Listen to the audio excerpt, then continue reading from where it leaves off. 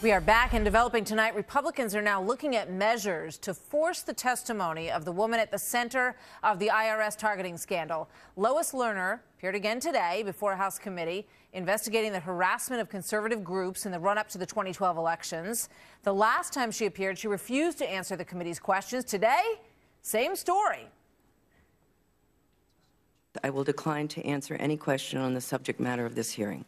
On the advice of my counsel, I respectfully exercise my Fifth Amendment right and decline to answer that question. I respectfully exercise my Fifth Amendment right. I respectfully exercise my Fifth Amendment right. I respectfully exercise my Fifth Amendment right and decline to answer that question. Yeah, you get the point, right? So, but this time, the room erupted when Democratic Congressman Elijah Cummings objected to Republican Chairman Darrell Issa adjourning the hearing. It got worse when Chairman Issa, give it this sign, cut off the microphones. Watch this. Seeking the truth is the obligation of this committee. I have no expectation that Ms. Lerner will cooperate with this committee, and therefore we stand adjourned. Chairman, I have a statement. I have a procedural question, Mr. Chairman. Mr. Chairman, I have a procedural question. Mr. Chairman, you cannot run a committee like this. You just cannot do this. We're better than that as a country. We're better than that as a committee. May I ask my question? May I state my statement? You're all free to leave. We've adjourned, but the gentleman may ask his question. What is your question? Let me say what I have to say. I've listened to you for the last 15 or 20 minutes. Let me say what I have to say. Chairman, I have one procedural question. Ms. Lerner, you're released. You may. But first, I would like to use my time to make some brief points. For the past year, the central Republican accusation in this investigation. We're adjourned. Close it down. Political collusion directed on behalf of the White House. Before our committee received a single document. Thank you. Where is your question? But if you will sit down and allow me to ask the question, I am a member of the Congress of the United States of America. I am tired of this. I gave you an opportunity to ask a question. You have a question. I do have a question. I gave you an opportunity to speak. Chairman, what are you hiding? Whew.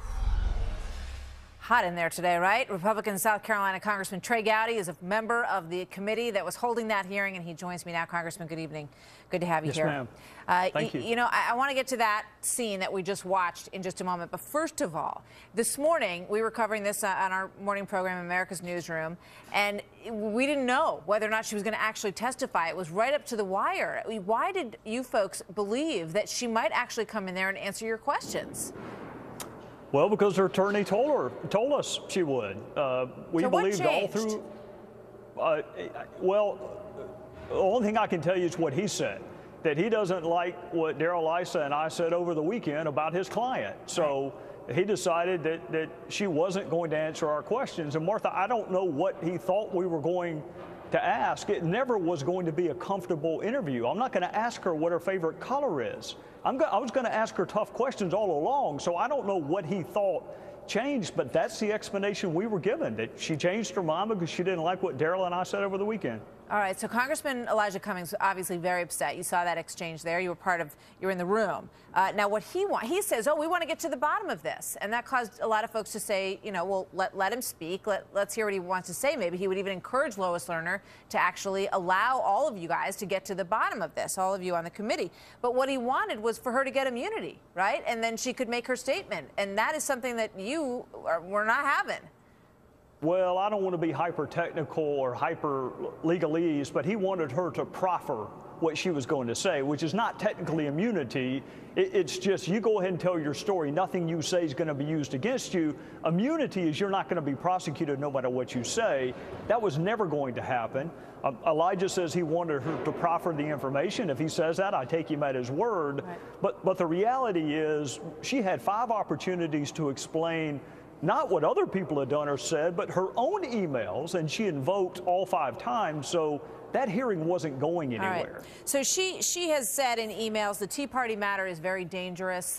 There's a number of elements, which we've gone over a lot, that show that there could be a connection to Washington based in this program to make sure these conservative groups did not get their status. So what now? Because John Boehner came out today and said, you know, we'll place her in contempt and force her to testify if it comes to that. Is that going to happen? Well, you can't make someone talk unless you want to get Jack Bauer out of retirement. The most you can do is give them an incentive to talk, or you can punish them for not talking, and that's contempt.